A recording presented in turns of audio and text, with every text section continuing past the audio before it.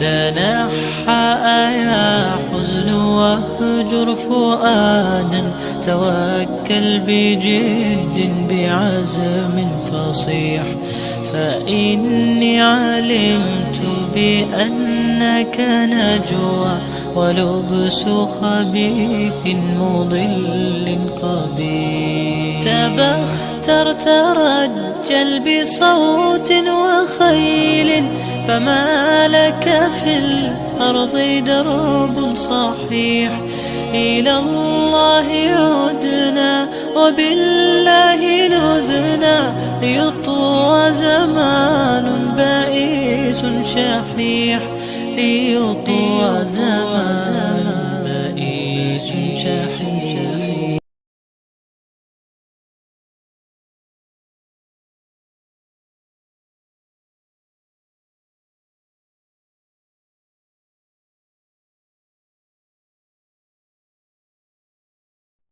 سبحان الله وبحمده سبحان الله العظيم. إن الحمد لله نحمده ونستعينه ونستغفره، ونعوذ بالله من شرور أنفسنا ومن سيئات أعمالنا. من يهده الله فلا مضل له ومن يضلل فلا هادي له. وأشهد أن لا إله إلا الله وحده لا شريك له، وأشهد أن محمدا عبده ورسوله.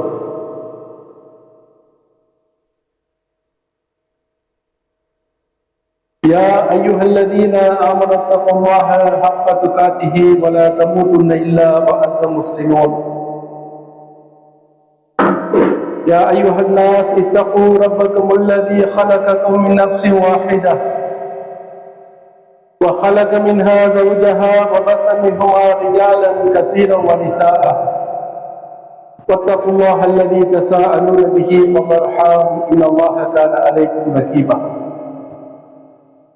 يا أيها الذين آمنوا اتقوا الله وقولوا قولا سديدا يصلح لكم أعمالكم ويغفر لكم ذنوبكم، ومن يطع الله ورسوله فقد فاز فوزا عظيما. أما بعد، فإن أصدق الحديث كتاب الله، وأحسن الحديث حديث محمد صلى الله عليه وسلم، وشر الأمور محدثاتها، وكل محدثة بدعة، وكل بدعة ضلالة، وكل ضلالة في النار. اللهم صل على محمد وعلى آل محمد كما صليت على إبراهيم وعلى آل إبراهيم إنك حميد مجيد. اللهم بارك على محمد وعلى آل محمد كما باركت على إبراهيم وعلى آل إبراهيم إنك حميد مجيد. قل هو الله أحد الله الصمد، لم يلد ولم يولد وَلَمْ يَكُنْ لَهُ كُفُوًا أَحَدٌ. இந்த உலகத்தை படைத்து தனிமையில் இருந்து பரிபாலனம் செய்து எல்லா ஜீவராசிகளுக்கும் உணவளித்து இந்த உலகத்திலே ஆட்சி புரிந்து கொண்டிருக்கின்ற வல்ல நாயன் ஏக இறைவனாகிய அல்லாஹ் ஒருவனுக்கே புகழ் அனைத்தும் சொந்தமானது. அல்ஹம்துலில்லாஹ். சாந்தியும் சமாதானமும் கருணையும் ஸலவாத்தும் எம் உயிரிலும் மேலான பெருமானார் முஹம்மது நபி ஸல்லல்லாஹு அலைஹி வஸல்லம் அன்னவர்கள் மீதிலும், அன்னவர்களை தங்களது வாழ்க்கையில் முழுமையாக பின்பற்றி வாழ்ந்து மறைந்த உத்தம சஹாபாக்கள், தாபிஈன்கள், தபிஅ தாபிஈன்கள், மறுமை நாள் வரைக்கும் இந்த தூய தீனுல் இஸ்லாத்தை பின்பற்றி வாழ்ந்து மரணிக்கக்கூடிய எல்லா முஸ்லிமான ஆண்கள் பெண்கள் மீதிலும் அந்த ரஹ்மானுடைய சாந்தியும் சமாதானமும் கருணையும் மன்னிப்பும் என்றென்றும் உண்டாவதாக வேண்டி இந்த தலைமுறையை ஆரம்பிக்கின்றேன். அல்ஹம்துலில்லாஹ். இந்த பிராந்திய இஜ்திமா நிகழ்ச்சியிலே முதலாவது தலைமையுரையாக எனக்கு கொடுக்கப்பட்டிருக்கின்ற தலைப்பு சத்திய பாதையிலே அழைப்பு பணி என்ற தலைப்பு. இந்த தலைப்பு என்பது மிகவும் ஒரு நீண்ட நேரம் பேசக்கூடிய ஒரு தலைப்பு. இருந்தாலும் இந்த குறுகிய நேரத்திலே ஒரு சில முக்கியமான விடயங்களை குர்ஆன் சுன்னாவினுடைய வழியிலே உங்களுக்கு எடுத்துரைத்து இந்த நிகழ்ச்சியை ஆரம்பிக்கலாம் என்று ஆசைப்படுகின்றேன். அல்லாஹ்வுடைய அடியார்களே, இஸ்லாமிய சகோதரர்களே, சகோதரிகளே, இந்த சத்திய பாதையிலே அழைப்பு பணி என்பது அல்லாஹ் சுப்ஹானஹு வ தஆலா இந்த உலகத்தை படைத்து எமது தந்தை ஆதம் அலைஹிஸ்ஸலாம் அவர்கள் முதற்கொண்டு இந்த பூமியிலே மனித சமுதாயம் வாழுகின்ற பொழுது அல்லாஹ்வுடைய நேர்வழியை, நல்லதையும் தீயதையும், பாவத்தையும் நன்மையையும் தெளிவுபடுத்துவதற்காக நபிமார்களை காலம் தொட்டு அனுப்பி வைத்தார். இந்த அல்லாஹ்வுடைய மார்க்கம் தீன் இருக்கின்றது. இந்த உலகத்திலே அநியாயங்கள், அக்கிரமங்கள், அட்டூழியங்கள், பாவங்கள் தலைவிரித்தாடுகின்ற பொழுது அந்த மக்களை நேர்வழிப்படுத்துவதற்காக அல்லாஹ்வுடைய அந்த சன்னிதானத்திலே நாளைய மறுமையிலே இந்த உலகத்திலே வாழக்கூடிய மனிதன் அந்த ரப்பிடத்திலே ஒரு கேள்வி கேட்டுவிடக் கூடாது. யா அல்லாஹ், நாங்கள் அறியாத சமுதாயமாக இருந்தோம், நன்மை எது தீமை எது என்பதை உணராத சமுதாயமாக இருந்தோம். எங்களுக்கு ஒரு தூதரை, ஒரு வழிகாட்டியை அனுப்பினி இந்த சத்திய வேதத்தை சொல்லாதிருக்கும் பொருட்டு நீங்கள் இந்த நபிமார்களை அல்லாஹ் சுப்ஹானஹு வ தஆலா இந்த பூமிக்கு அனுப்பி வைக்கின்றார். ஒவ்வொரு நபிமார்களுடைய கடமையும் அல்லாஹ்வுடைய மார்க்கத்தை எடுத்துச் சொல்வது, அல்லாஹ்வுக்கு கட்டுப்பட்டு தூதராக வரக்கூடியவர்களுக்கு வழிபட்டு நடக்கக்கூடியதுதான் அன்றைய அவர்களுடைய அந்த அழைப்பு பணியாக இருந்தது. நாம் நூஹ் நபி அலைஹிஸ்ஸலாம் அவர்கள் முதற்கொண்டு எமது தூதர் கண்மணி நாயகம் ஸல்லல்லாஹு அலைஹி வஸல்லம் அவர்கள் வரைக்கும் அந்த வரலாற்று சம்பவங்களை எடுத்து பார்த்தோமேயானால் அவர்களுடைய பணி இந்த அல்லாஹ்வுடைய மார்க்கத்திற்காக செய்த பணியாகத்தான் இருந்தது. அந்த வகையிலே இந்த காலகட்டத்திலே சமகாலத்திலே உயிர்ப்பிக்கப்பட்ட ஜமாஅத்துல் முஸ்லிமீன் என்ற இந்த அல்லாஹ்வுடைய சத்திய தீன் இஸ்லாம் ஆரம்பித்ததிலிருந்து அந்த அழைப்பு பணியை செய்து கொண்டிருக்கிறது. இப்படி அழைப்பு பணியை செய்து கொண்டிருக்கக்கூடிய இந்த வேளையிலே தான் சில அசம்பாவிதங்களும் நடந்து இந்த ஜமாஅத்துல் முஸ்லிமீன் என்ற பெயர் கொண்ட கொள்கை இது ஒன்றல்ல, இரண்டல்ல, மூன்றல்ல, இப்படி 4, 5 என்று இந்த ஆரம்ப கால ஜமாஅத்துல் முஸ்லிமீனில் இருந்து பிரிந்த அந்த சமுதாயமும் தோன்றிய இந்த ஜமாஅத்துல் முஸ்லிமீனுடைய பெயரை வைத்துக் கொண்டு தாங்களும் அழைப்பு பணி செய்வதாக பிரச்சாரம் செய்யக்கூடியதை நாம் பார்க்கின்றோம். இது சத்தியத்திற்கு ஏற்பட்டிருக்கின்ற மிக பெரும் ஒரு சங்கடமான நிலைமை. அவர்களும் ஜமாஅத்துல் முஸ்லிமீன் என்று சொல்லுகின்றார்கள், நீங்களும் ஜமாஅத்துல் முஸ்லிமீன் என்று சொல்லுகின்றீர்கள். இதில் எந்த ஜமாஅத்துல் முஸ்லிமீனுடைய அழைப்பை நாங்கள் கேட்பது? இப்படி ஏராளமான கதைகளை நாம் கேட்கின்றோம். இதற்கெல்லாம் ஒரே ஒரு தீர்வுதான். அல்லாஹ் சுப்ஹானஹு வ தஆலா சொல்லுகின்றான், உங்களை முதல் சமுதாயமாக நீங்கள் ஒரே ஒரு சமுதாயமாக இருந்தீர்கள்.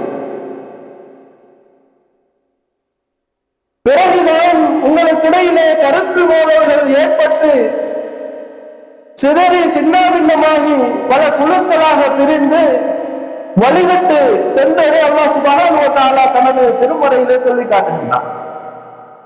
இதனை நாங்கள் பார்க்க வேண்டும். ஆரம்பிக்கப்பட்ட சமகாலத்திலே முதலாவதாக ஜனாப் சையத் ரஹ்மத்துல்லாஹ் அவர்கள், மசூத் அஹமத் ரஹ்மத்துல்லாஹ் அவர்கள் ஆரம்பித்த, அல்லாஹ் அவர்களுக்கு அருள் புரிய வேண்டும்.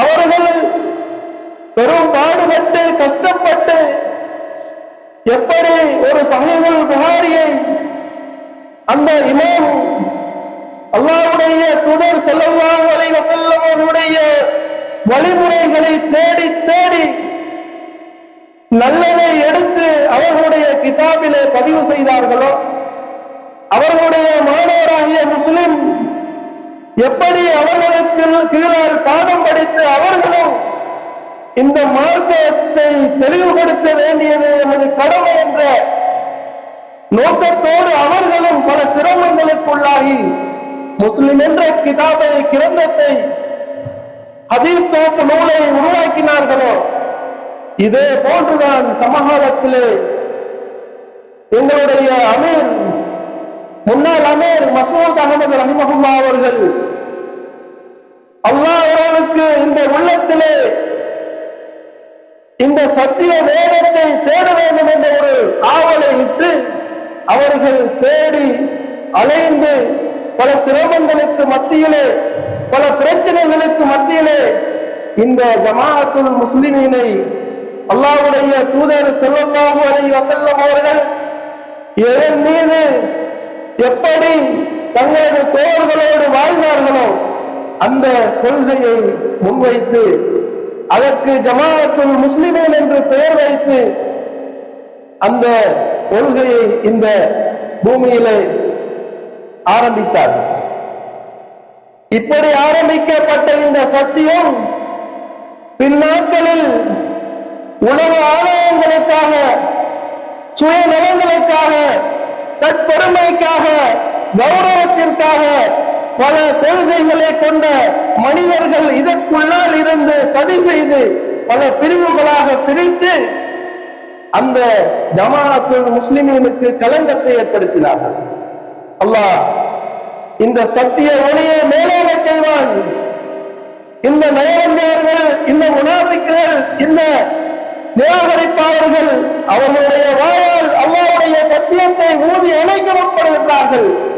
அல்லாஹ்வோ அந்த சத்தியத்தை மேலோங்க செய்வான் என்ற தெளிவான முன்னிலையை கொண்ட இந்த ஜமாஅத்துல் முஸ்லிமீன் இன்று எல்லா கொள்கைகளுக்கும் சவால் விட்டு சத்தியத்தை எடுத்து சொல்லிக் கொண்டிருக்கிறது. சத்திய பாதையிலே அழைப்பு பணி என்றால் நாம் நினைத்துவிடக் கூடாது, அல்லாஹ்வுடைய வேதத்தை, தூதருடைய வழிகாட்டலை சொல்லக்கூடிய எல்லா கொள்கை உடையவர்களும் சத்திய கொள்கையிலே அழைக்கின்றார்கள் என்பதை. ஏன் அல்லாஹ் சுப்ஹானஹு வ தஆலா இந்த சத்திய அழைப்பை எப்படி அழைக்க வேண்டும் என்று சொல்லுகின்றார்? இந்த சத்திய தீன் எப்படி அழைக்கப்பட வேண்டும் என்று சொல்லுகின்றார்? நீங்கள் செய்யாததை பிறருக்கு ஏவாதீர்கள். இன்று நாம் பார்க்கின்றோம், குர்ஆன் சுன்னா என்று மார்க்கத்தை பேசக்கூடிய எத்தனையோ உலமாக்கள், எத்தனையோ கொள்கையுடையவர்கள், எத்தனையோ கோட்பாட்டில் இருக்கக்கூடியவர்கள் இந்த சத்தியத்தை சொல்லுகின்றோம் என்ற கோணியிலே நேர்வழியின்பால் அழைக்கின்றோம் என்ற அமைப்பிலே அழைத்துக் கொண்டிருக்கின்றார்கள். ஆனால் இந்த ஜமாஅத்துல் முஸ்லிமீன் மாத்திரமே எதை சொல்லுகின்றதோ அதனை செய்து கொண்டு அல்லாஹ்வுடைய பாதையிலே இந்த சத்தியத்திலே இருந்து அதனை அழைத்துக் கொண்டிருக்கிறது. இதுதான் அதற்குரிய வேறுபாடு. சொல்லாததை செய்யாததை பிறருக்கு ஏற முடியாது. அப்படி ஏறப்பட்டாலும் அது சத்திய பாதையிலே இருந்து கொண்டு அழைக்கின்ற அழைப்பாக இருக்க முடியாது. எனவேதான் அல்ஹம்துலில்லாஹ் அல்லாஹ் இந்த சத்திய தீனிலே இருந்து கொண்டு பிற மக்களுக்கு சத்தியத்தை எடுத்துச் சொல்லக்கூடிய வாய்ப்பை எமக்கு தந்திருக்கின்றான் என்றால் அல்லாஹ்வுக்கு கோடி நன்றிகளை நாம் சொல்ல வேண்டும். அல்லாஹ்வுடைய அடியார்களே, இஸ்லாமிய சகோதரர்களே, அடுத்ததாக இந்த சத்திய பாதையின் அழைப்பு பணி நான் முன்னால் சொன்னேன், சத்தியத்திலே இருந்து கொண்டு சத்திய பாதையிலே அழைக்க வேண்டும். அடுத்ததாக இந்த சத்திய பணியின் அழைப்பு அல்லாஹ்வுடைய தூதர் ஸல்லல்லாஹு அலைஹி வஸல்லம் அவர்களுடைய காலத்திலே எப்படி இருந்தது என்று சொன்னால், ஒரு சில நபிமொழிகளை மாத்திரம் நாம் பார்க்க முடியும். அல்லாஹ்வுடைய தூதர் ஸல்லல்லாஹு அலைஹி வஸல்லம் அவர்கள் தனது முதல் வஹி இறங்கப்படுகின்ற பொழுது ஓடோடி செல்லுகின்றார்கள் தனது மனைவியிடத்திலே அவர்களை போர்த்தி விடுமாறு. இப்படி இருக்கின்ற பொழுது அந்த மனைவி ஆறுதல் சொல்லுகின்றார்கள், நீங்கள் அநியாயக்காரர் அல்ல, நீங்கள் பொய் சொல்லுபவர் அல்ல, நீங்கள் நல்ல மனிதர், அல்லாஹ் உங்களை இழிவுபடுத்த மாட்டார். நிச்சயமாக இது ஒரு நல்ல விடயமாகத்தான் இருக்கும் என்ற அமைப்பிலே வரக்கா என்கின்ற அந்த கிறிஸ்தவ பாதிரியிடம் அவர்கள் செல்லுகின்றார்கள். அவர் சொல்லுகின்றார், யார் ஈசா மூசாவுக்கு வகை கொண்டு வந்தாரோ அல்லாஹ்வுடைய அந்த பரிசுத்த ஆவியான ஜிப்ராயில் அலைஹிஸ்ஸலாம் அவர்கள் தான் உங்களிடம் வந்திருக்கிறார். அல்லாஹ் உங்களுக்கு வஹியை கொண்டு இந்த பூமியிலே நபியாக தேர்ந்தெடுத்திருக்கின்றார். இதற்கு பிறகு உங்களை இந்த ஊர் மக்கள் அந்த ஊரில் இருந்து விரட்டி அடிக்கவும் தயங்க மாட்டார்கள். அதற்கு முன்னால் அஸ்ஸித்தீக், நம்பிக்கையாளர், நாணயமானவர், அல் அமீன், இப்படி புகழாரம் சூட்டி நபிகளாரை பாராட்டிய சமுதாயம் அந்த அல்லாஹ்வுடைய மார்க்கத்தை சொல்லுகின்ற பொழுது அவர்களை எப்படி கண்கொண்டு பார்த்தார்கள் என்றால், சுப்ஹானல்லாஹ், நாம் வரலாற்று செய்திகளை எடுத்து பார்க்கின்ற பொழுது கண்ணிலிருந்து கண்ணீர் கொட்டுகின்றது. அப்படிப்பட்ட துன்பங்களை அல்லாஹ்வுடைய தூதர் ஸல்லல்லாஹு அலைஹி வஸல்லம் அவர்கள் சந்தித்தார். அல்லாஹ் என்ன சொல்லுகின்றான், போர்த்தி கொண்டிருப்பவரே போர்வையிலிருந்து எழுந்திரும், உமக்கு இது அல்ல, இதற்கு பிறகு உமது வேலை, உமது பணி, உமது உறவுகளுக்கு நெருங்கியவர்களுக்கு அல்லாஹ்வுடைய சத்தியத்தை எடுத்துச் சொல்வது. இந்த சத்தியம் கிடைத்து விட்டால் இந்த கொள்கை பிற மக்களுக்கும் சென்றடைய வேண்டும். இந்த சத்தியம் கிடைத்த நாம் வாய்மூடி மௌனமாக இருக்க முடியாது. ஒருவராக இருந்தாலும், ஒரு குழுவாக இருந்தாலும், ஒரு ஜமாஅத்தாக இருந்தாலும் இந்த அழைப்பு பணி என்பது மிகவும் அவசியமானது, மிகவும் வலியுறுத்தக்கூடியது, மிகவும் பெருமதியானது. அல்லாஹ்வுடைய தூதர் ஸல்லல்லாஹு அலைஹி வஸல்லம் அவர்கள் தன்னந்தனியாக தாயிப் நகரத்துக்கு செல்கின்றார். சுப்ஹானல்லாஹ், சென்று அவர்கள் அல்லாஹ்வுடைய தீனை, சத்தியத்தை, ஏக கொள்கையை சொல்லுகின்றார்கள். அங்கிருந்த தலைவர்கள் முதற்கொண்டு ஊர் மக்கள் வரை அவர்களை உதாசீனம் செய்து துன்புறுத்தி அவர்கள் காயப்படுகின்ற அளவுக்கு அவர்களை அந்த மனவேதனை கொண்டு திரும்புகின்றார். யாரும் ஏற்றுக்கொள்ளவில்லை. இது சத்திய பணிக்கு வருகின்ற ஒரு நிலைதான் இது. அல்லாஹ்வுடைய தூதர் ஸல்லல்லாஹு அலைஹி வஸல்லம் அவர்கள் சொல்லுகின்றார்களே, ஆரம்பத்திலே இந்த சத்தியம் ஒரு பரதேசியை போன்று ஆரம்பித்தது. இறுதியிலே அதே நிலைமையை அது சேரும். அப்படி கஷ்டப்பட்டு அல்லாஹ்வுடைய தூதர் அந்த தாவூத் நகரவாசிகளுக்கு அல்லாஹ்வுடைய சத்திய மார்க்கத்தை சொல்லக்கூடிய அந்த வேலையிலே தாக்கப்படுகின்றார். எப்படி அந்த தூதரை வரவேற்ற அந்த சமுதாயம் தங்களுடைய கைகளால் அவர்களை அடிக்கின்ற பொழுது, வாய் சொற்களால் அவர்களை இழிவாக பேசுகின்ற பொழுது எவ்வளவு ஒரு கவலையாக இருக்கும். நாம் என்றால் இவர்களுக்கு அழிவு உண்டாகட்டும், நாம் என்றால் இவர்களை ஒரு குழுவை வைத்து அந்த தீர்த்து கட்ட வேண்டும், அப்படி ஒரு ஆத்திரம் வரும் நமக்கு. ஆனால் அந்த கண்மணி நாயகம் ஸல்லல்லாஹு அலைஹி வஸல்லம் அவர்களிடத்திலே இப்ராஹீம் அலைஹிஸ்ஸலாம் அவர்கள் வந்து கேட்கின்றார்கள், முஹம்மதே நீங்க விரும்பினா சொல்லுங்க, 2 மலைகளுக்கு இடையிலான அந்த சமுதாயத்தை அப்படி நெசுக்கி விடுகின்றோம். வேண்டாம். அல்லாஹ்வுடைய தூதர் ஸல்லல்லாஹு அலைஹி வஸல்லம் அவர்களுடைய இரக்கத்தன்மை இதுதான் மார்க்க பணிக்கு முக்கியமான ஒன்று. நளினமாக மெதுவாக அந்த மக்களை சாதுரியமாக அந்த சத்திய பாதை கலைவர். அல்லாஹ்வுடைய தூதர் 2 மலைகளுக்கு இடையில் வைத்து நெசுக்கக்கூடிய அந்த விடயத்தை வேண்டாம். என்ன சொல்லுகின்றார்கள் அல்லாஹ்வுடைய தூதர் ஸல்லல்லாஹு அலைஹி வஸல்லம் அவர்கள்?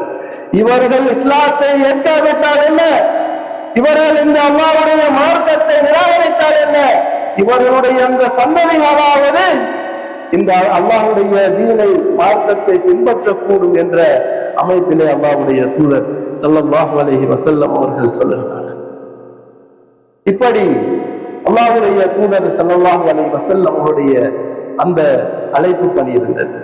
அது மாத்திரமல்ல, ஒருவர் இருவராக கூட அல்லாஹ்வுடைய தூதர் ஸல்லல்லாஹு அலைஹி வஸல்லம் அவர்கள் அழைப்பு பணியை மேற்கொண்டிருக்கிறார்.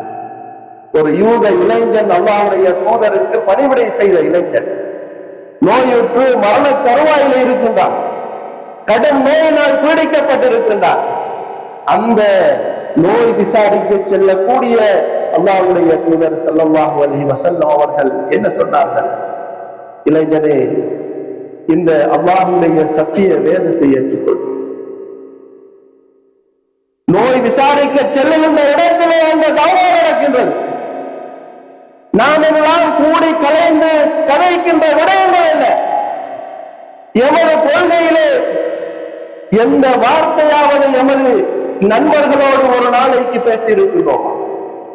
நாம் செல்லக்கூடிய இடங்களிலே அல்லாஹ்வுடைய இந்த மார்க்கத்தை ஒரு சிறிது ஞாபகம் செய்திருக்கின்றோமா? ஆரம்ப காலத்தில் இது இருந்தது.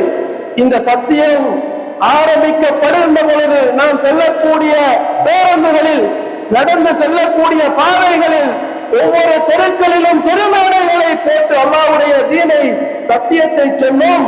அப்பொழுது எமது நிலைப்பாடு உறுதியாக இருந்தது, எமது நடைமுறை உறுதியாக இருந்தது, எமது செயல்பாடுகள் அல்லாஹ்வுடைய தீனுக்கு மிகவும் நெருக்கமாக இருந்தது. எமது வாய்ச்சொல்லால் வந்த தாவாவை விட எமது நடைமுறையால் இந்த சத்தியத்திற்குள் வந்தவர்கள் தான் அதிகமாக இருந்தார்கள். ஏன் அப்படி இந்த நடைமுறை இருந்தது? இன்று அதையெல்லாம் மங்கி எமது இந்த உலக லாபங்களுக்காக இந்த ஷைத்தானுடைய வேலை இந்த சத்தியத்தை நடைமுறைப்படுத்துவதிலே நாம் பின்தங்கி இருக்கின்றோம். இந்த சத்தியத்தை தவிர எல்லா கொள்கைவாதிகளும் எல்லா வழிகளிலும் பிரச்சாரம் செய்து கொண்டிருக்கிறார்கள். நாம் அல்லாஹ்வுடைய தீனை சுமந்தவர்கள் என்று மார்கட்டி பேசக்கூடிய நாம் இந்த சத்திய பாதையை எப்படி, இந்த சத்திய பாதையில் இருந்து அழைப்பு பணி செய்ய வேண்டும் என்பதை மறந்து நமது இந்த வாழ்க்கையை நகர்த்தி கொண்டிருக்கிறது. எனவே அல்லாஹ்வுடைய அடியார்களே, இஸ்லாமிய சகோதரர்களே, அல்லாஹ் சுப்ஹானஹு வ தஆலா என்ன சொல்லுகின்றான்? நீங்கள் முஃமினான பெண்களும் அல்லாஹ்வுடைய தூதர் ஸல்லல்லாஹு அலைஹி வஸல்லம் அவர்களுக்கு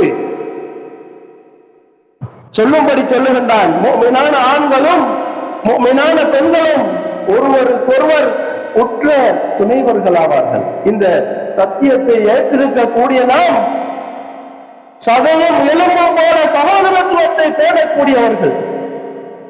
அதனை சொல்லிவிட்டு அல்லாஹ் சுப்ஹானஹு வ தஆலா சொல்லுகின்றான், அவர்கள் நல்லதை செய்ய ஏவுவார்கள், தீயதிலிருந்து மக்களை தடுப்பார்கள். இந்த நடைமுறை எங்களிலே எத்தனை பேரிலே இது இருக்கின்றது என்பதை சிந்திக்க கடக்கும். நாம் ஒரு சகோதரனுடைய வீட்டுக்கு சென்றால் இன்று எமது பள்ளியிலே என்ன பயான் நடந்தது, இதை பற்றி பேசுவோமா அல்லது உலக விடயங்களை பேசுவோமா என்பதை நாம் சிந்திக்க கடமைப்படும். அழைப்பு பணி என்பது ஆண் பெண் இருபாலாரின் மீதும் கடமை.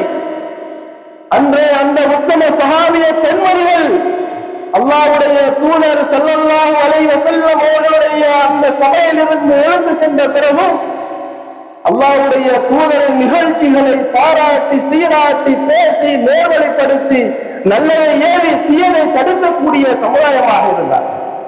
இன்று எங்களிலே உலக விடயங்கள் தான் அதிகமாக பேசப்படுகின்றன. அதையும் பேச வேண்டும், இதையும் பேச வேண்டும். அல்லாஹ்வுடைய தூதர் ஸல்லல்லாஹு அலைஹி வஸல்லம் அவர்களுடைய அந்த காலகட்டத்திலே வாழ்ந்த பெண்மணிகளுடைய சம்பவங்களை எடுத்து நாம் பார்த்தால் மார்க்கத்திற்காக அப்படி சிறந்த பணிகளை செய்தவர்கள். ஏன் அல்லாஹ்வுடைய தூதர் ஸல்லல்லாஹு அலைஹி வஸல்லம் அவர்களுடைய மனைவி அன்னை ஆயிஷா ரலியல்லாஹு அன்ஹா அவர்கள் இந்த ஹதீஸிலே அல்லாஹ்வுடைய தூதர் ஸல்லல்லாஹு அலைஹி வஸல்லம் அவருடைய நடைமுறையை அவர்கள் மனனம் செய்யாதிருந்திருந்தால் 2000 ஹதீஸ்களுக்கு மேல் எனக்கு கிடைக்காமல் போயிடும். ஏன் இதுவும் தௌவா என்று அல்லாஹ்வுடைய அந்த தீனை எப்படியாவது நாம் கொண்டு சேர்க்க வேண்டும், இந்த உலகத்திலே அதனை பரப்ப வேண்டும். இதுதான் அன்றைய சமுதாயத்தின் நிகழ்வாக எமது இந்த உண்மையான சத்திய கொள்கையில் இருக்கக்கூடிய நாம் எமது அழைப்பு பணி எப்படி இருக்கிறது? அல்லாஹ் சொல்லுகின்றான், முஃமினான ஆண்களும் முஃமினான பெண்களும் உற்ற துணைவர்கள், அவர்கள் ஒருவருக்கு ஒருவர் சத்தியத்தை நல்லதை ஏறிக்கொள்வார்கள், தீயதை தடுத்துக் கொள்வார்கள். இப்படி நாம் இருக்கின்றோமா என்பதை நாம் சிந்திக்க கடமைப்பட்டிருக்கிறோம். இன்னும் அல்லாஹ் சுப்ஹானஹு வ தஆலா சொல்லுகின்றான் 24வது அத்தியாயம் 31வது வசனத்தில், இன்னும் முஃமினான பெண்களும் பெண்களுக்கு நீர் கூறுவீராக. இந்த சத்திய கொள்கையில் இருந்து அழைப்பு பணி செய்ய வேண்டும் என்ற இந்த கொள்கையில இருக்கக்கூடிய நாம் எமது நடைமுறை எப்படி இருக்க வேண்டும் என்பதை அல்லாஹ் சுப்ஹானஹு வ தஆலா சொல்லி காட்டுகிறார். பெண்களுக்கு குறிப்பாக அல்லாஹ் சொல்லுகின்றான், நபியே நீங்கள் சொல்லுங்கள், முஃமினான பெண்களுக்கு நீர் கூறுவீராக, அவர்களுடைய பார்வைகளை தாழ்த்திக் கொள்ள சொல்லுங்கள், தங்களது வெட்கத்தலங்களை மறைத்துக் கொள்ள சொல்லுங்கள், தங்கள் அலங்காரத்தை வெளியில் தெரியாதவாறு முக்காடிட்டு பர்தாவோடு அதனை அழகாக மறைத்து அல்லாஹ்வுடைய தூதர் ஸல்லல்லாஹு அலைஹி வஸல்லம் அவர்கள் எப்படி எங்களுக்கு அந்த பர்தாவை இடச் சொன்னார்களோ அப்படி எங்களுடைய அந்த திரையை நாங்கள் விட்டு அழகான வேணியிலே எமது இந்த நடைமுறை இஸ்லாத்தை பேணக்கூடியவர்களாக இருந்தார். இன்று நாம் பார்க்கின்றோம், அபாயா பர்தா என்றாலே அதிலே அலங்கரிப்புகள் இந்த உலக அலங்காரத்தை விடவும் அதிகமாக இருக்கின்றது. அத்தனை டிசைன்களை கொண்டு இந்த யூதர்கள் இந்த சதியை செய்து கொண்டிருக்கின்றார்கள். அதிலே மயங்கக்கூடிய நாம் எமது அழகை அலங்காரத்தை அல்லாஹ் மறைக்கச் சொல்லுகின்றான். இந்த சத்திய கொள்கையிலே இந்த ஜமாஅத்திலே இருக்கக்கூடிய பெண்கள் அழகாக வர்ணமில்லாத உண்மையான அல்லாஹ்வுடைய தூதர் ஸல்லல்லாஹு அலைஹி வஸல்லம் அவர்கள் செய்து காட்டிய அந்த முறைப்படி இந்த ஆடையை அணிந்து திரிகின்றார்கள், அறிந்து கொள்ளுகின்றார்கள். இந்த சத்திய கொள்கைவாதிகள் சொல்வதை செய்கின்றார்கள் என்ற அந்த தாவா எங்களில் இருந்து வர வேண்டும். ஆண்களாக இருந்தால், ஆண் பிள்ளைகளாக இருந்தால், அல்லாஹ்வுடைய தூதர் ஸல்லல்லாஹு அலைஹி வஸல்லம் அவர்கள் தாடியை முழுமையாக வளர்க்க சொன்னார்கள். எங்களுடைய அந்த வெளிப்பாடு ஏனைய இளைஞர்களுக்கு முன்மாதிரியாக இருக்க வேண்டும். நாங்கள் ஒரு இடத்திற்கு செல்லுகின்றோம், விளையாடுகின்றோம் என்றால் அதான் சொல்லப்படுகின்றது, நாங்கள் எங்களுடைய விளையாட்டை தொடர்ந்து கொண்டிருக்கின்றோம். இந்த சத்திய கொள்கையை எப்படி நாம் பிரச்சாரம் செய்வது? இந்த ஜமாத்தில் இருக்கக்கூடிய பிள்ளைகள் கூட வாங்கு கேட்டும் அந்த இடத்திலே விளையாடி கொண்டிருக்க கொண்டிருக்கின்றார்களே என்ற எதிர்ப்பு எங்கள் மீது வருகின்றது. அதற்கு முற்றுப்புள்ளியாக எமது நடைமுறை தாவாவை நாம் கொண்டு வர வேண்டும். எமது கொள்கை, அதாவது அல்லாஹ்வுடைய தூதர் ஸல்லல்லாஹு அலைஹி வஸல்லம் அவர்கள் எப்படி எங்களுக்கு கற்றுத் தந்தார்களோ இயன்ற அளவு அதனை நாங்கள் முயற்சி செய்கின்ற பொழுது உண்மையான இந்த சத்திய கொள்கை வளருவதற்கான அல்லாஹ்வுடைய அந்த வழி கிடைக்கும். நிச்சயமாக இந்த பணியை, அல்லாஹ்வுடைய மார்க்க பணியை, அழகான இந்த சத்தியத்தில் இருந்து அழைப்பு பணி செய்வதற்காக என்னையும் உங்களையும் அல்லாஹ் அருள் புரிவானாக, அதற்கு உதவி செய்வானாக. நிறைய விடயங்களை நான் பேச வேண்டும் என்று வந்தேன், நேரம் உடன் கொடுத்தால்தான் இன்ஷா அல்லாஹ் எதிர்வரக்கூடிய அந்த காலங்களிலே இன்ஷா அல்லாஹ் அதனை நாம் பார்ப்போம். எனவே இந்த தலைமுறையாக இந்த சத்திய பாதையிலே அழைப்பு பணி என்பது நாம் உண்மையான கொள்கையில் இருந்து அழைப்பு பணி செய்ய வேண்டும். அதுதான் சத்திய பாதையின் அழைப்பு பணி. உண்மையான கொள்கையை நடைமுறைப்படுத்தியவர்களாக நாம் அழைப்பு பணி செய்ய வேண்டும். அதுதான் சத்தியத்துக்குரிய அழைப்பு பணி. அல்லாஹ் எனக்கும் உங்களுக்கு அதன் மேல் உறுதியாக இருந்து நடைமுறை சத்தியமாக இந்த சத்தியத்தை தஅவா செய்வதற்காக அருள் புரிவானாக. வஅகூலு கௌலி ஹாதா அஸ்தக்ஃபிருல்லாஹ் அஸ்தக்ஃபிருல்லாஹ் அஸ்தக்ஃபிருல்லாஹ்.